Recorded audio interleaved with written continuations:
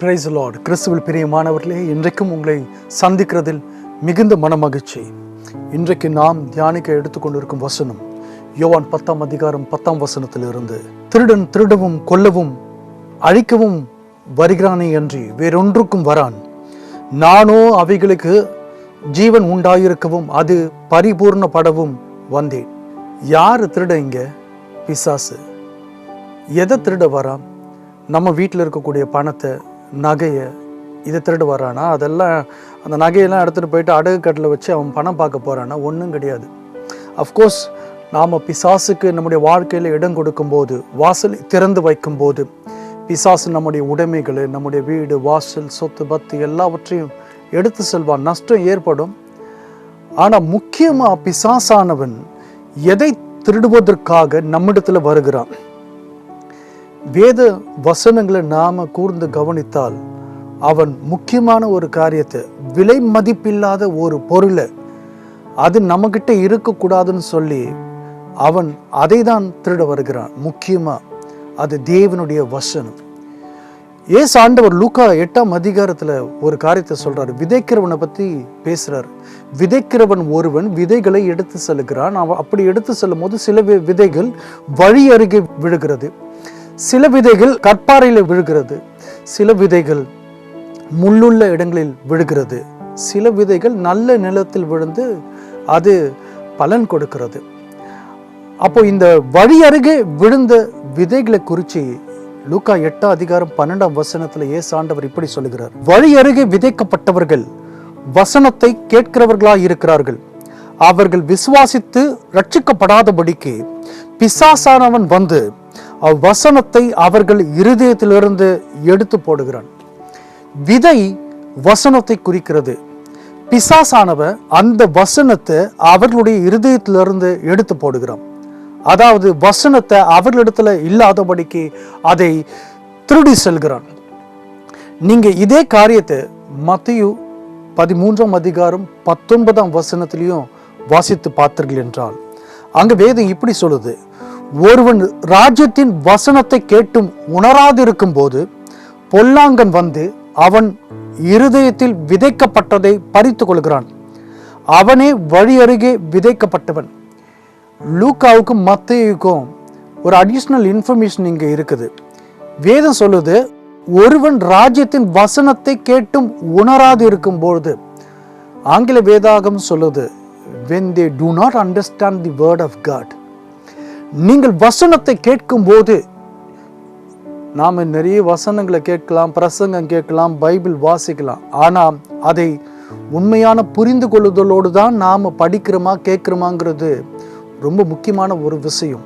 இங்க வேதம் சொல்லுது, எப்போ நீங்க வசனத்தை கேட்டும் அதை புரிந்து கொள்ளவில்லையோ, சும்மா கேட்கணும்னு ஒரு கடமைக்காக கேட்கறது, வாசிக்கணும்னு சொல்லி ஒரு கடமைக்காக வேதத்தை வாசிக்கிறது, இப்படி கடமைக்காக நீங்க செஞ்சுட்டு இருந்தீங்கன்னா, உண்மையான புரிந்து கொள்ளுதல் இல்லாத போது, அப்போ வேதம் சொல்லுது, யார் வசனத்தை கேட்டும் அதை புரிந்து கொள்ளாமல் அசட்டையா அதை கேட்கிறாங்களோ அவர்களிடத்திலிருந்து பிசாசானவன் அதை திருடி கொண்டு போவான்.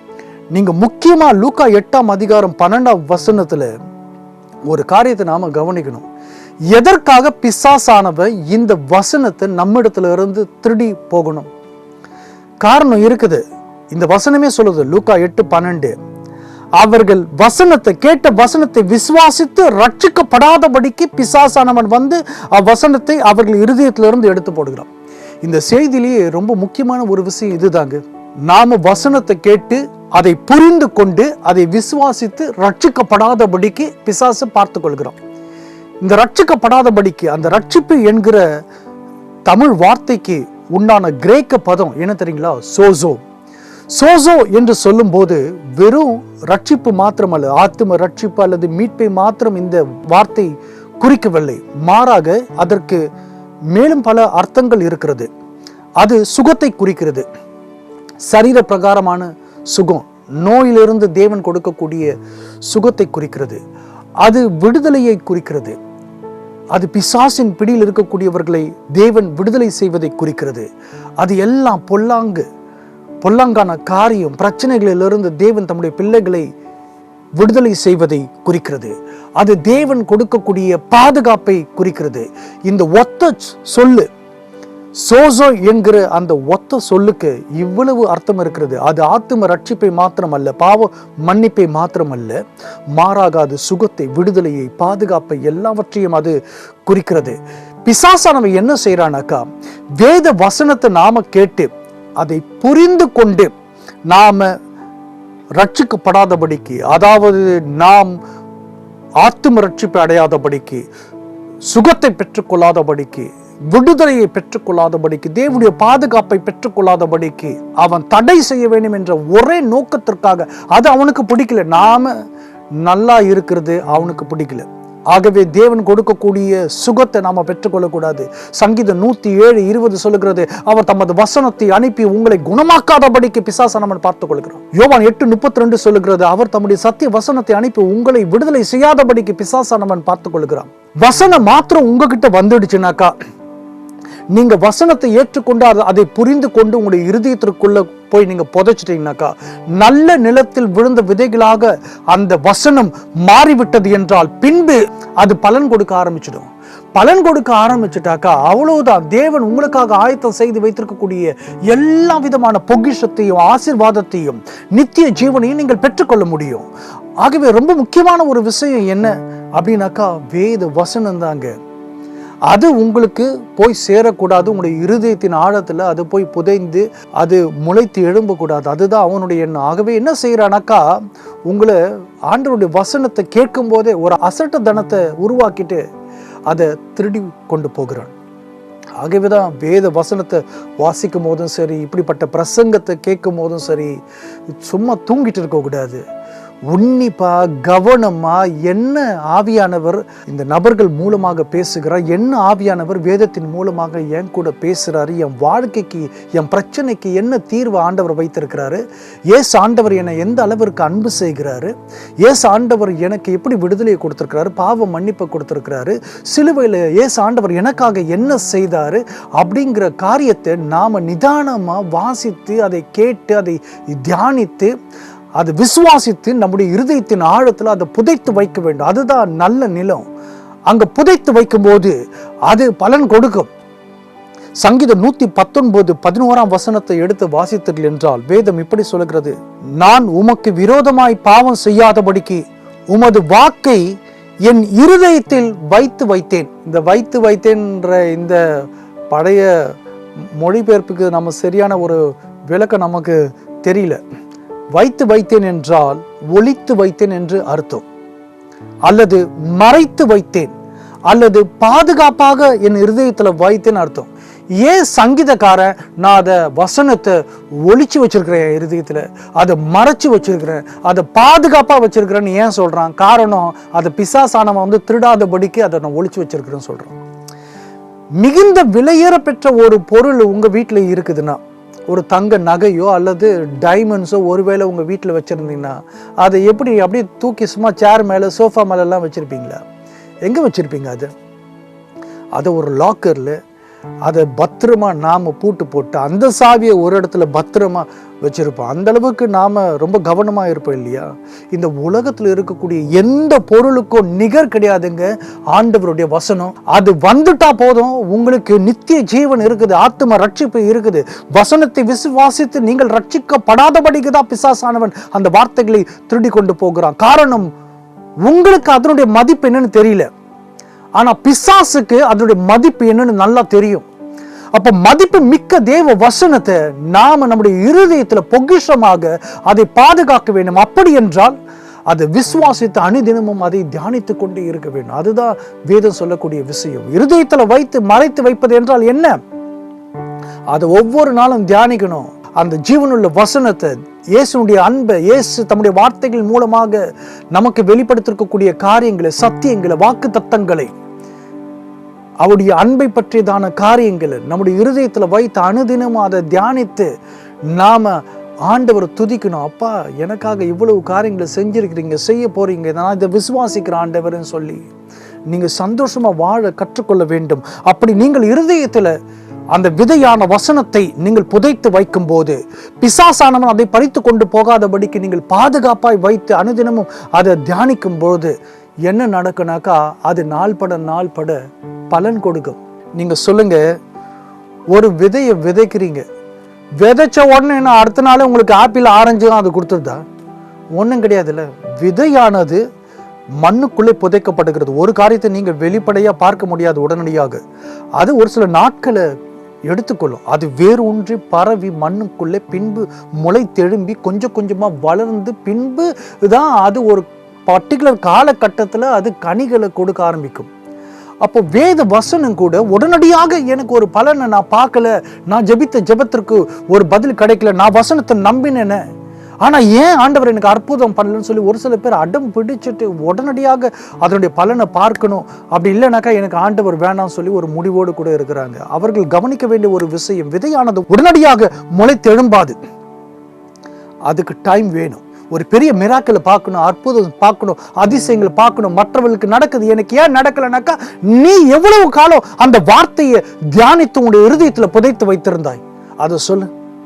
நீ எவ்வளவு காலம் பைபிளை வாசித்து இருக்கிற, எவ்வளவு காலம் ஆண்டவருடைய வார்த்தைகளை கேட்டு இருக்கிற, அதை புரிந்து கொண்டாயான? முதலாவது அதை நம்புகிறாயா? அதை விசுவாசிக்கிறியா? இயேசுடைய அன்பு, சிலுவையினுடைய அன்பை நீ முதலாவது புரிந்து கொண்டாயா? உனக்காக அவர் பட்ட பாடுகளை, உனக்காக அவர் அனுபவித்த சித்திரவதை தண்டனையை நீ புரிந்து கொண்டாய்? இந்த காரியங்கள் எல்லாம் இருக்குது. நாம அதை தியானிக்கணும், அனுதினமும் அதை நம்முடைய இருதயத்துல பொக்கிஷமா அதை பாதுகாக்க வேண்டும். அது நல்ல நிலத்தில் விழுந்த விதைகளாக அங்க இருக்கணும், பின்புதான் அது முளைத்தெழும்பும். இதை நான் மாத்திரம் சொல்லுங்க. நீங்க மார்க் 4ஆம் அதிகாரம் 26 28 வசனங்களை எடுத்து வாசித்தீர்கள் என்றால் வேதம் சொல்லுகிறது விதையானது எப்படி முளைத்தெழும்பும் சொல்லி. ஆண்டவர் சொல்றாரு, ஏசு ஆண்டவர், பின்னும் அவர் அவர்களை நோக்கி, தேவனுடைய ராஜ்யமானது ஒரு மனுஷன் நிலத்தில் விதையை விதைத்து இரவில் தூங்கி பகலில் விழித்திருக்க அவனுக்கு தெரியாத விதமாய் விதை முளைத்து பயிராகிறதற்கு ஒப்பாயிருக்கிறது. அவன் விதையை விதைச்சிட்டு நைட் அண்ட் டே அது பாட்டுன்னு போயிட்டு இருக்குது. ஆனா அவனுக்கே தெரியாம ஒரு நாள் அது முளைத்தெழும்புகிறது. எப்படி என்றால், நிலமானது முன்பு முளையையும் பின்பு கதிரையும் கதிரிலே நிறைந்த தானியத்தையும் பலனாக தானாய் கொடுக்கும்.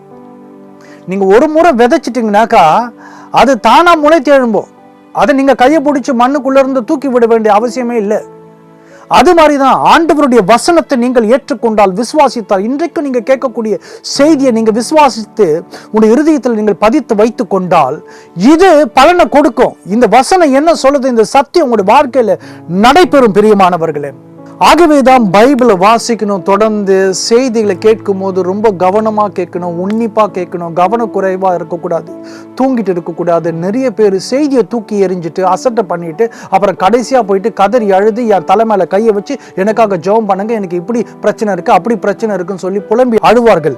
கிறிஸ்துவில் பிரியமானவர்களே, நீங்க எவ்வளவு ஜெபம் பண்ணாலும் சரி, யார்கிட்ட ஜெபம் பண்ணாலும் சரி, என்னை தவறாக புரிந்து கொள்ளாதீர்கள்.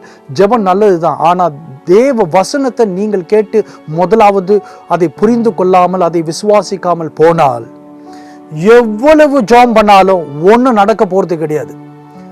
வசனத்தை, இயேசு ஆண்டவருடைய சத்தியத்தை, அவர் உங்களுக்காக சொல்லக்கூடிய காரியத்தை நீங்க கேட்டு விசுவாசித்த பிற்பாடுதான் அதற்கு பின்பு செய்யக்கூடிய குட்டி ஜெபம் கூட பெரிய அற்புதத்தை உங்களுடைய வாழ்க்கையில கொண்டு வரும்.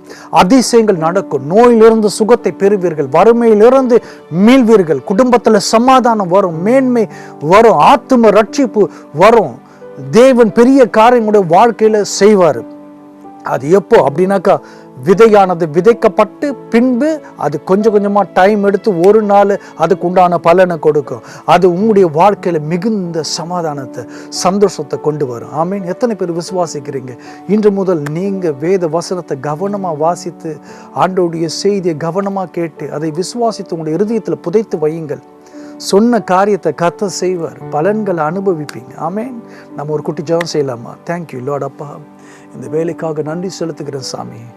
ஆண்டவரே, எத்தனையோ பேர் கண்ணீரோடு கூட ஆண்டவர் அப்பா உடைய வார்த்தைகளை கேட்கும் போது தங்களுடைய இருதயத்தை ஒப்படைத்து, ஆண்டவரே இந்த வார்த்தையின்படியே எனக்கு செய்யுங்கப்பா டாடின்னு சொல்லி கதறி அழுது ஆண்டவர் அப்பா உம்மை நோக்கி கூப்பிடுகிறார்களே, அவர்கள் விசுவாசித்து உம்மிடத்துல ஜெபிக்கக்கூடிய காரியங்களை பிள்ளைகளுக்கு நீர் இந்த வேலையில கொடுக்க முடியாது ஜெபிக்கிறேன்.